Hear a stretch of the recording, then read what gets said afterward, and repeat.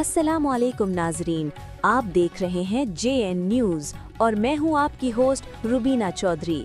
सबसे पहले नजर डालते हैं आज की अहम खबरों पर। बहावलपुर से मोहम्मद आरिफ सुल्तानी की रिपोर्ट के मुताबिक वज़ीर आला पंजाब मरियम नवाज़ और inspector general of police Punjab के विजन और अहकामात की रोशनी में DPO राना अब्दुल वहाब की रोज़ाना की बुनियाद पर अपने दफ्तर में खुली कचहरी के दौरान 40 से ज़्यादा शहरियों के मसाइल दरियाफ्त किए। DPO बहावलपुर ने खुली कचहरी में तमाम साइलिन को बारी बारी तफसील से सुना और इनफरादी तौर पर मुतल्लिका अफसरान को बज़रिया फ़ोन कॉल पर वक़्त कानूनी कार्रवाई और वापसी रिपोर्ट के अहकामात जारी किए, जबकि मुतादिर SHOs को खुली कचहरी में तलब करके बराह रास्त जवाब तलब की। खुली कचहरी में DPO राना अब्दुल वहाब ने मुतादिर साइलिन की दरखास्तों पर इंक्वायरियों का हुक्म दिया।